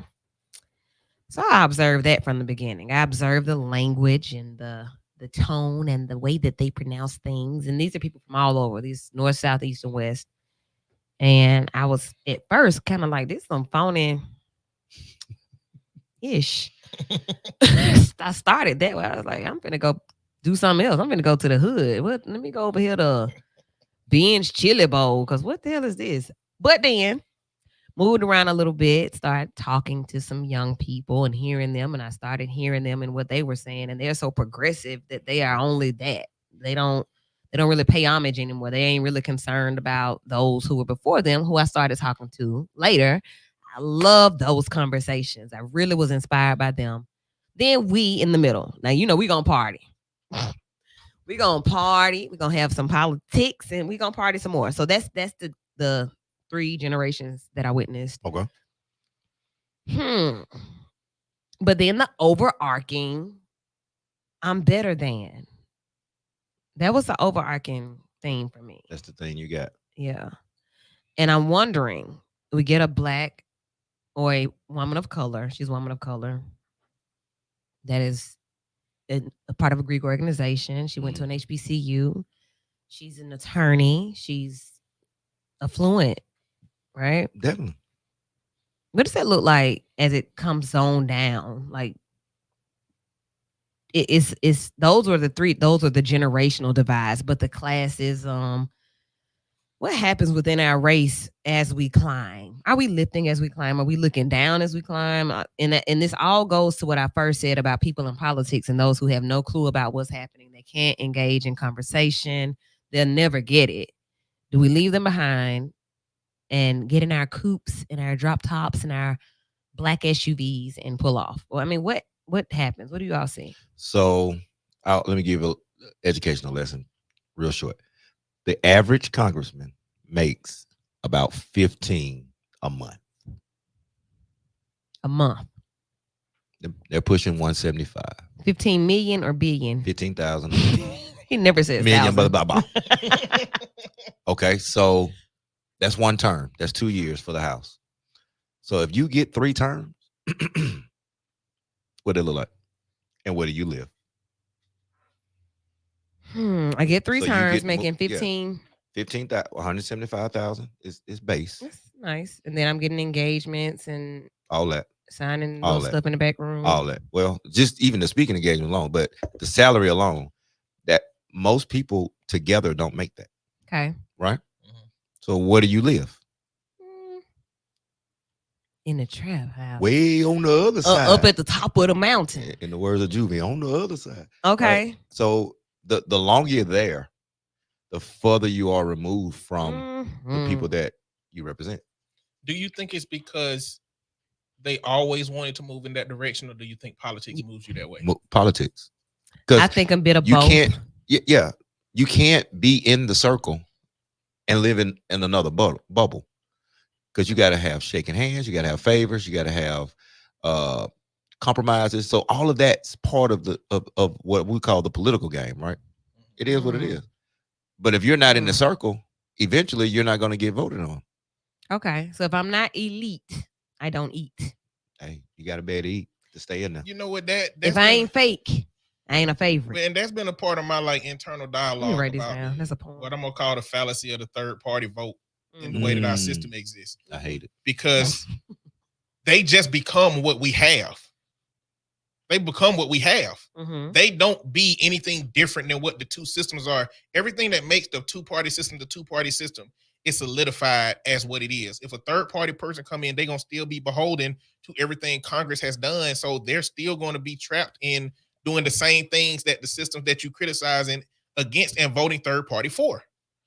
Not to mention Jill Stein come up here every 4 years just to cause some disarray and then disappear back into her little cubby hole after she just take votes away from people who could actually have a meaningful chance. I mean, but Cornel West does the same, and he's a real, like, in my opinion, he a real bro. You know, as far as like policies and his thoughts on things, I don't know, but his history and him being a real activist and advocate, he wasn't. I ain't see him at the CBC. He ain't in the bubble. Some people he in that bubble. He's not in that bubble. Well, some campaigns start knowing that they're not going to win, but they create new policy positions for the two-party system that have to start integrating when they become really popular within that conversation. So it's like some people might not know they're not going to win, but if what they are trying to advocate for themselves start picking up steam, then it has to come into the dialogue. But it also, I guess in that way, it's that catch-22 because you are infringing upon votes because you're giving people an out and you're not a realistic option. And I think you're giving off the image that you can come into that system and change things greatly enough for people to think that you're that much different than the current two-party system. And it's not true. I mean, which is why they like Trump, by the way. Yeah, absolutely. They view him as a change agent. What happened? Kennedy? Yeah. Kennedy running as a Democrat. Soon as his campaign went down, he's advocating for Trump now. But running as a Democrat when he was. Well, he was running as an independent. An independent that was trying to appeal to stick with his Democrat with his family base ideals. But okay, so yeah, him. Him right there. But going okay, so even with him, I can use all of that. The nepotism in politics. There were some families that I know from Alabama, some families that I know from Georgia who are political families, and you want families that are, you know, everybody takes along these different lines of whatever it is, activism, ministry, whatever it is that they do. You want those families that believe in the causes to stay present. But then I don't want you to just be my president or my pastor or my teacher because your mama was or your great grandma was. I want to know that you actually have those skills. You actually care. You actually have a plan. You have, you know, like I want that to be you. And what I'm seeing is that a lot of people like us ain't that. They just be in there for the glitz and the glamour and the party list. Hey, I'm on the list, ain't it? What I told y'all. I ain't on that list, but you finna let me in here. Because guess what I do? I pay these taxes. But yeah, that's what I see a lot of. And it's the trickle down effect that I'm also concerned about. So I'm concerned about the ones that are down at the bottom of the trickle down that ain't getting none of it. They don't understand any of it. And then the ones at the top who are so far at the top that they don't care about the ones that are really down at the bottom. It sounds good for those of us who are in the middle. Because we are the ones that are doing the reaching down and the reaching up because we're in the middle. Correct. Okay. And you just you find yourself locked in, right? Yeah. So if you get in, you're in. I'm gonna get in now. Right? Then what I'm gonna do? I gotta change. So since we talk about it, I gotta get phony. Does that change how you view it now that you experience parts of it, right? No, I see it all the time. Yeah. That's just what I told you. See what I'm saying? That's what I'm saying. So the bubble is real. The bubble is real. The bubble is real. Yeah, it's real. The class. I mean, we know class. We see that here. So if you march to the beat of your own drum, you are eccentric in any way. You are an individual, and an individual that doesn't directly align with everything that the mayor says, everything that the commissioner says, or whoever it is cutting the checks or whatever that's bringing you to the table. If you aren't strong enough to do those things without that, yeah. Okay, so let's talk about CBC in detail. That's people in politics all over, but let's talk about this. The Congressional Black Caucus Foundation hosts its 53rd annual legislative conference. So people have been going to this for 53 years. And when I tell you it is an awesome experience, it really is. Great parties, great food and drinks, but more than anything, it's about politics. It's about blacks and politics. The Congressional Black Caucus Foundation's 2024 Annual Legislative Conference, the ALC, is a cornerstone event in the political and cultural landscape of Black America. This year's theme was From Vision to Victory, amplifying Black voices. It was both a rallying cry and a reminder of the enduring power and resilience of the Black community. Thousands, I want to say millions. Mhm. What's the next one? Over thousands, millions, then Yeah. billions, Yeah. then trillions. Yeah. So we're gonna say millions. 1 million gathered to discuss policies that directly impact African American lives. It's crucial to reflect on the significance of this conference and why it matters more than ever to Black America. The ALC is a space where experts can provide guidance on navigating these economic challenges while also advocating for policies that promote equity in access to capital, job opportunities, and economic mobility. So, some of the topics, when I say the Black culture was represented, what is politics to you all? And I'm gonna tell you what I tell everybody when they ask. You see the banner here is people and politics. What is politics to you? To me, politics is just the system that figures out how to govern the people and how the people are involved in that. Right. Yeah. Basically. Yeah. Okay. So politics, like I say about mental health, is everything. So mental health is definitely Okay. everything. And then second is politics. Yeah. Because we all have to it is abide everything. under right. It's everything. It's the government's, your elected representatives are being entrusted as stewards to make decisions Mhm. that affect you directly and indirectly. Mhm. Okay. And so you can say, I don't do politics, but yeah, you do. Yeah. Yeah. So You're with gonna that, be governed. right. So it's the Facts. governing, right? We have to live by some type of order because if not, it's anarchy and it's crazy and everybody doing whatever they want to do. So some of the topics, the categories that were up for discussion, because it's everything: political power and representation, celebrating culture and community, health equity as a pillar of justice. That one really stood out for me because they said they delved into the nuances of healthcare reform, pushing for a system that is competent, mental health services that understand the unique stresses faced by Black Americans. Oh, I was all over that. I was all over that right there. Ooh, yes, because you got to know it from a Black perspective. Religion and spirituality was very big. Hip hop, music, like everything that's Black was represented. There were subject matter experts on all of these different topics and how we are going to engage. It was a good time. So I'm encouraging you.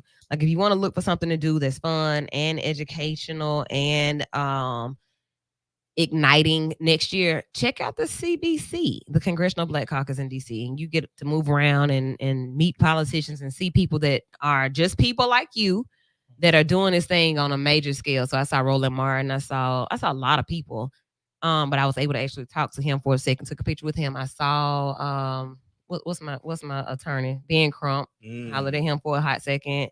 I saw Trayvon mama from a distance, didn't get to talk with her, but I saw her. There was a panel that the mothers did about Black sons that they had lost. Pivotal moments in Blackness. What are some things that you all think that Kamala Harris should be direct about as far as the Black vote? What should she be saying about the Black vote out loud as a part of her plan? Wow.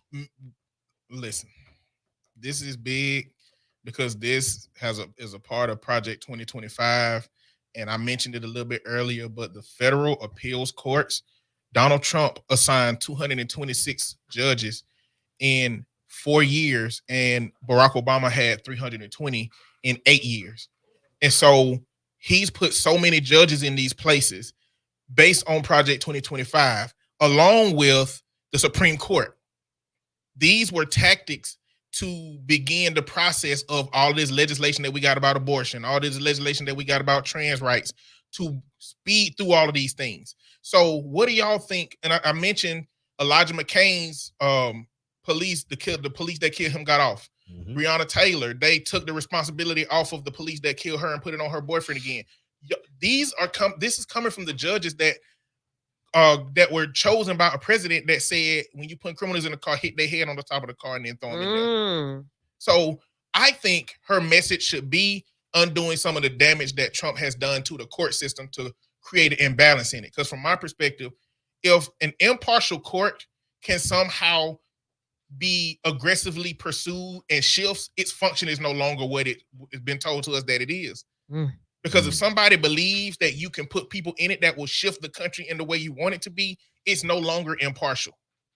Not to mention they being paid off by these people and they are fighting against having ethical codes placed on them because of that. So for me, I think at some point a very heavy focus on challenging the things that Project 2025 did. So how many judges can she get in the rest of these seats that are about to be retired because of these old people? I think that needs to be the focus. And I think if we're going to have the young people engage in it, we got to engage on their terms. Okay, if you out here being a goon, what kind of judge would you rather be in front of? A judge that's going to be on the red or a judge that's going to be on the blue? And that's I know what you be doing out here in these streets. At some point, amendment is going to be on this thing about weed. You need to be registered. You need to know what's going on so that when that comes up, we know you want to smoke weed.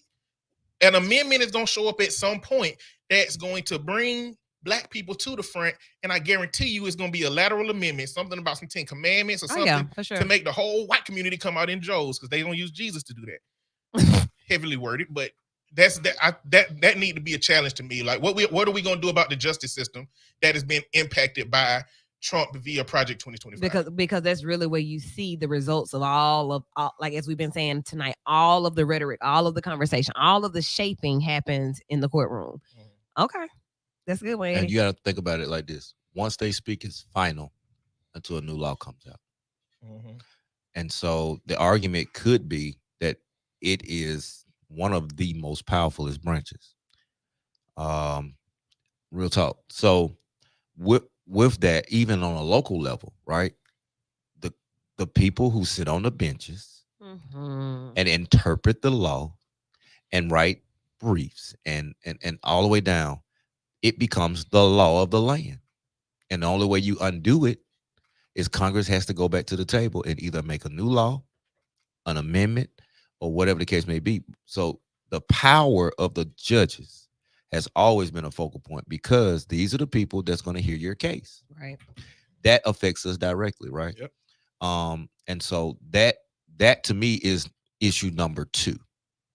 Because issue number 1 is to continue the increase on the job market. And that doesn't have to be a direct shot, because if you go saying I'm going to do this directly for the hood, because Obama never did, you're gonna lose some people. And right now you got to get in before you can get something changed. So speak to us by talking about the issues that bother us. Okay. But just because you are quote unquote colored, I don't expect you to actually draft a policy that's directly at color. And that's where I kind of stand on it. So to me, the economy issue is number 1, because we need this money to continue to pump down into these trades. We are very different. And this 4-year model just doesn't work for us, which is why we're not motivated and encouraged and engaged into the educational system. Flip that. Now let's continue to pump in this money that's coming down into the 2-year system, into the trade market, into these apprenticeship. Hey, we got it right here at Woodlawn. We got it right here at Huffman. Get these babies into some degree programs early on, identify them, let them work, let them get apprenticeships. That's speaking directly to me, because if I get money, I won't have crime. If I get money, I won't have these problems that I'm having. I can take care of my family, and that will move our needle. To me, I'm going back to Booker T. That moves our needle a lot faster, because once you get money, then you can get political power. Once you get the money, then you get the power. Caller, you're in the show. How are you? I'm doing well. Well, how you doing? All is well. What you got tonight? What I have tonight? Okay. I want to say it this way. I'm going to ask you a question. Okay. I come to your house,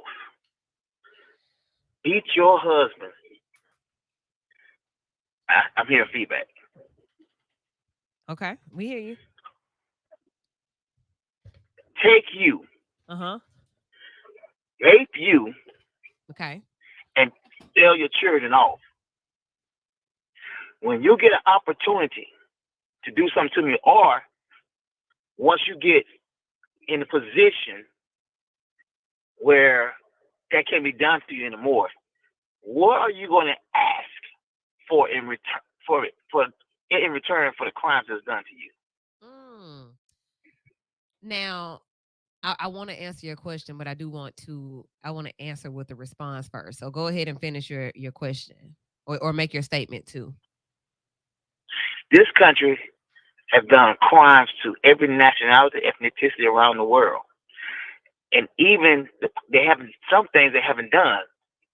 So we pay the Jewish people reparations for something we didn't do. They done paid everybody reparations but us. Okay.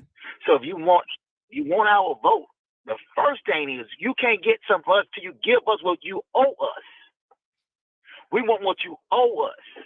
We're not talking about no 40 acres and a mule. We're Mm-hmm. talking about lives for the crime that you have done. You have raped, robbed, and privileged us, and we want our reparations for that. Okay.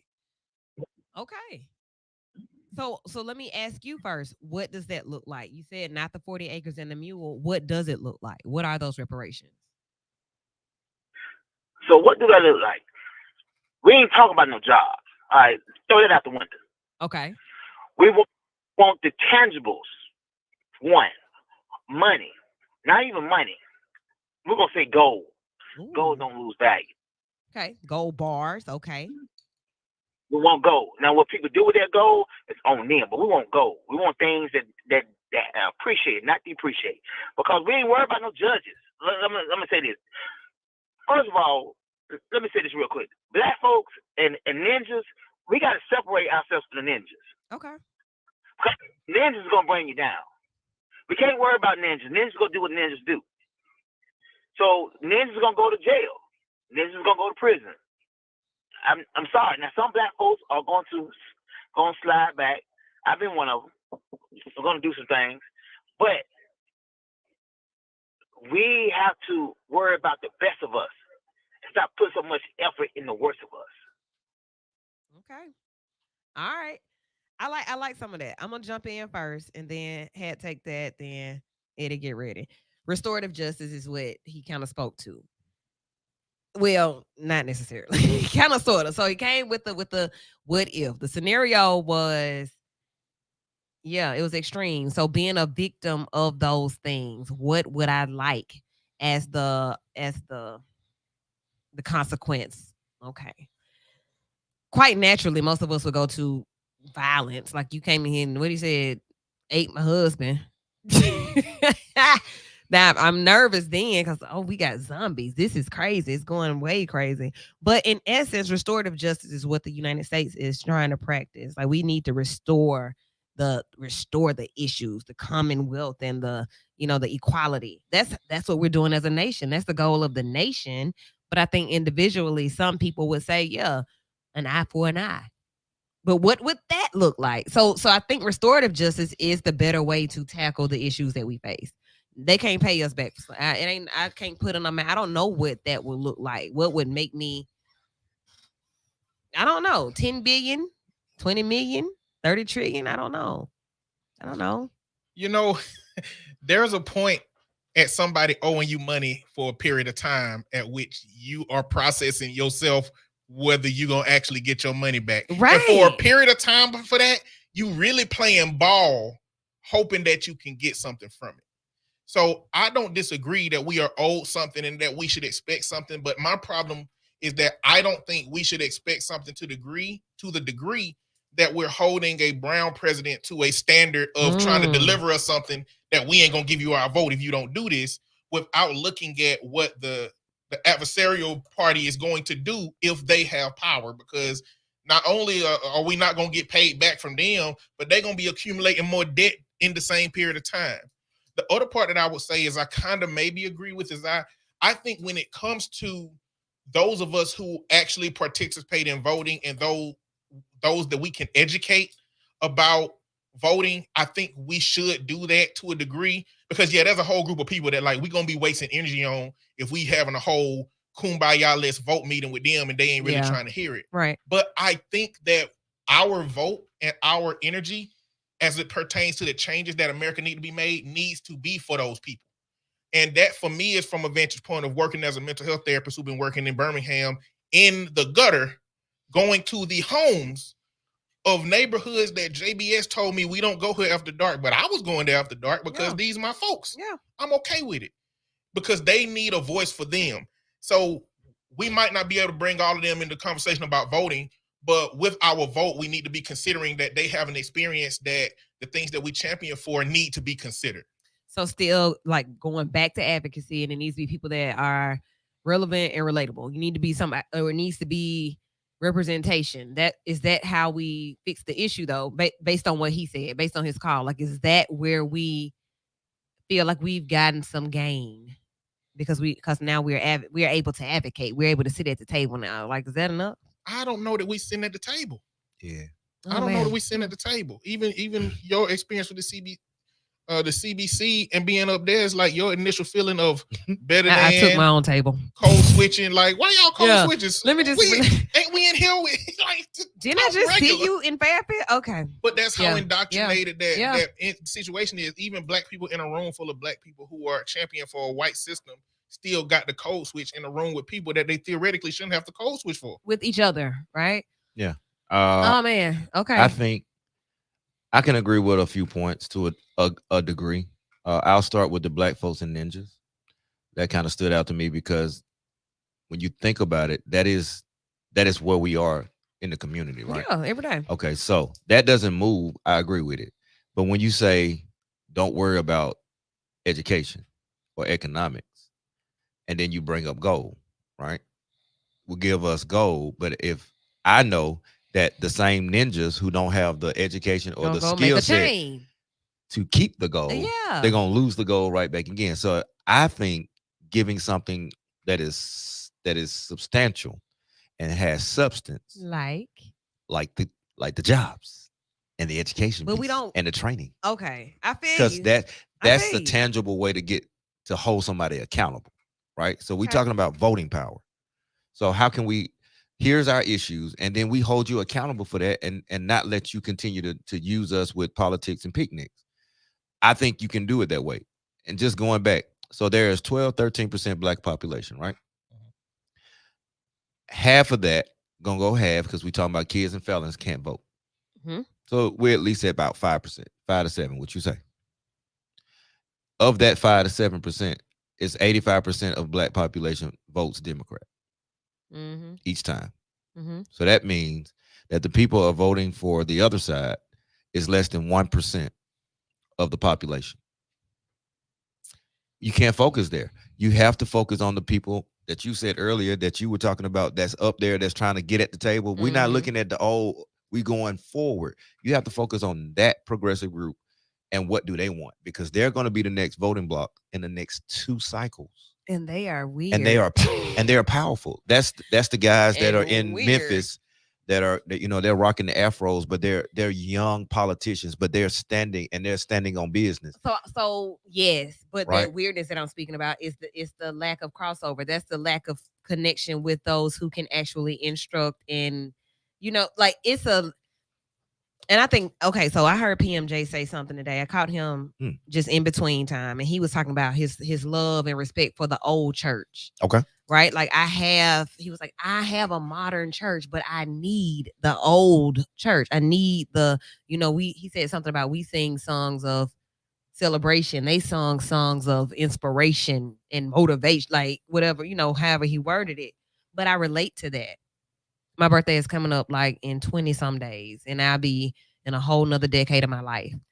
And I'm in the middle. I've always felt like I was right in the middle of every generation, because I could understand from the older elders, the seasoned, and I could understand it from the children.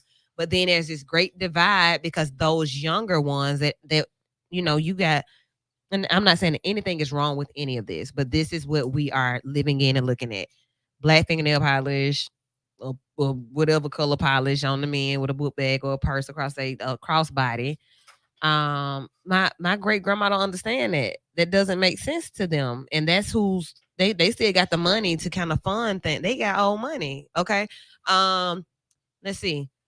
The double piercing in your nose, the even locks, in everything that we're doing and how we express ourselves in comparison to those who paved the way that are still very much present. Maxine Waters, Nancy Pelosi, any of those older people who represent us, the divide is huge. It really even the mindset divide. So my concern is that we're going to get so far away from anything that's the norm or anything that's safe that we're going to lose like that. That's how we'll lose. I think the question becomes, what does politics look like when all these baby boomers going out of politics? What does it look like then? Is it younger in general, or is it just new old people? I don't think how progressive we're the new old people. No. I mean, we talking about people in politics that's 70 years old, 75 years old. Yeah. Like, we ain't even there in 20 years, woo. So do the new politicians is new politics young, new House and Senate young, or is it just new old people? I think it's young, because I think that the actual young people are so left that Democrats ain't gonna be able to afford to be moderate soon. So we're gonna be conservative. It might be AOC got way too much popularity. They scammed Cory Bush out of her little seat. Ayanna Pressley, Ilhan Omar. These politicians are popping up. Lindsey Graham almost lost to a progressive pilot. Mitch McConnell almost lost to they almost losing to people that are farther left than the Joe Bidens. True. I get what you're saying. I do get what you're saying, and you are talking about people that need to be at home, living these last days out nicely. That is who you're talking about. But I'm talking about Kamala Harris, who's 60-ish. Like, who's gonna run? That's why I said the next 2 cycles. She's gonna dominate for the next 2 or 3 cycles. Yeah. What I'm saying is, in 15 years, ain't no president 60 years old. Ain't no president person that's running for president 60. Well, think about it. That's how it was from the beginning. Really, a lot of it, because a lot of them didn't live. The lifespan wasn't their own. You had, Ben Franklin, but he didn't sit on an office. But when I'm talking about age gaps, you see it. Like, you see it. That's why I brought those guys up. You see it. You hear it. These kids are a lot more. To me, these kids are a lot more. When we talk about going to get it, they go get it, and they're not afraid in that capacity. Now, we can call them weak and all that in other areas. Call them weird all week. They go get it, and if it's something wrong, they speak out on it. They sit, and so they don't mind losing it. The passion. They'll lose on that first two rounds. Like, okay, but I got my name out there. That's how they think. Yeah. And I was explaining to people that, like, when I was growing up, I might have saw the Rodney King thing on TV every now and then, but there wasn't enough. I wasn't seeing enough and experiencing enough and hearing enough about what's going on in the world with a collective group of people to formulate a perspective the way that these high school kids understand it.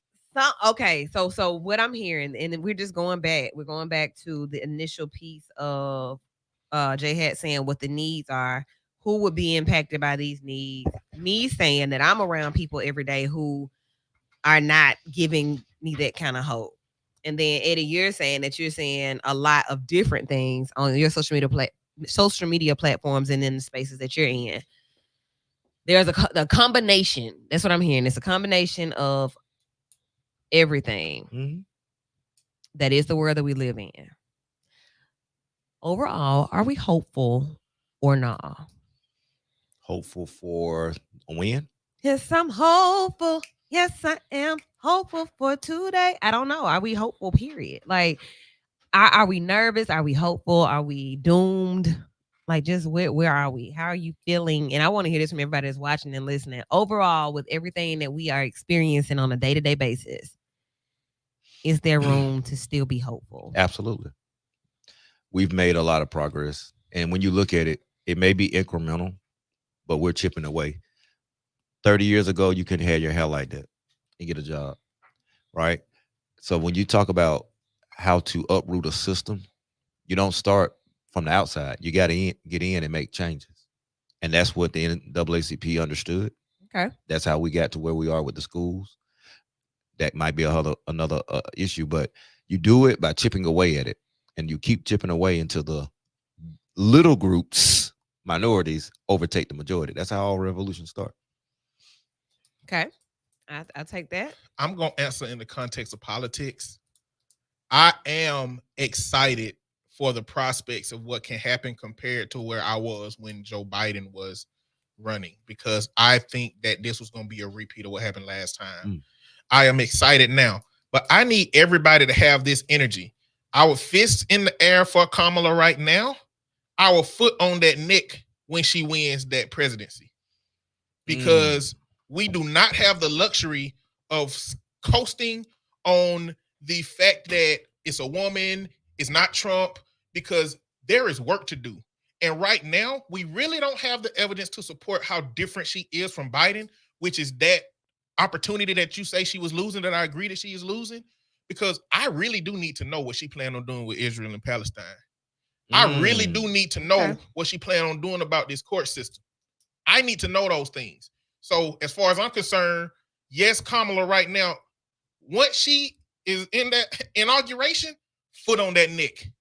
What are you doing? Facts. All right. Miss Mary says, I am hopeful right now. Right now I'm hopeful. Okay. So that's what I'm looking for. Are we hopeful? Do we see change? Do we see progress? And what are we doing to contribute to it? Before we get out of here, there was something that I wanted to share with you all. But while I'm doing that, any closing thoughts? This is the fast 5 minutes. It could be a caller, it could be in studio. What you got? What you been thinking about? I'm gonna add a little piece to the disconnect that we talking about from the generations.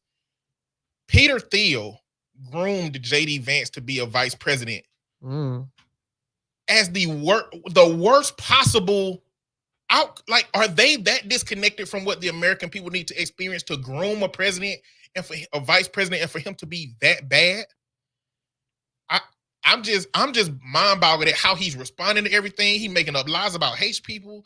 He told people, when people were like, okay, in order to deal with the rising cost of daycare, ask your grandparents for some money.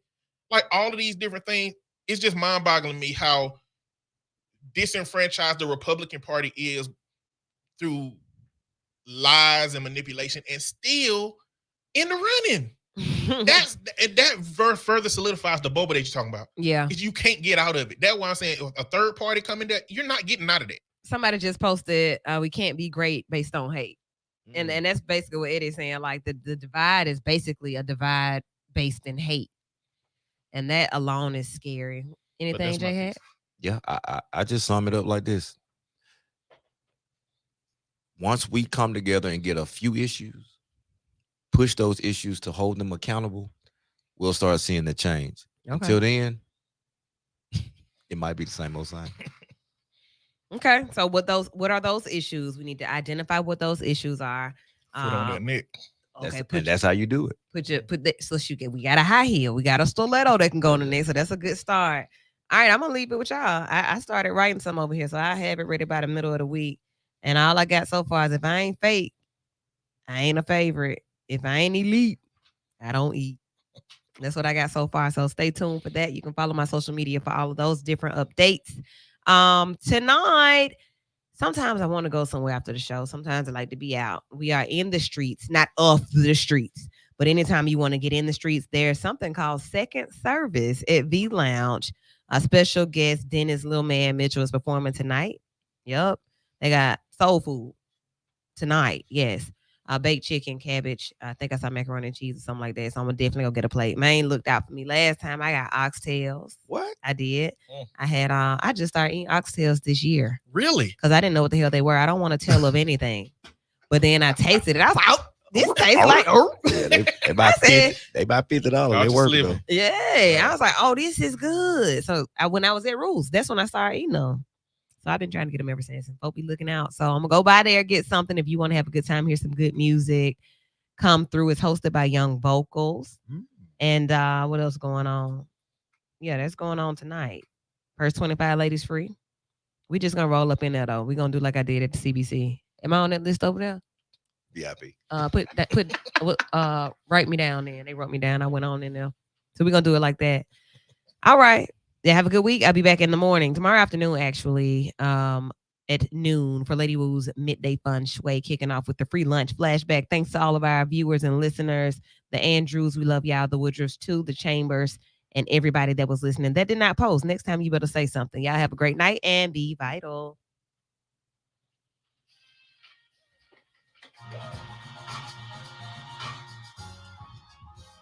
Yes, sir. Oh, that was good, man. I like you.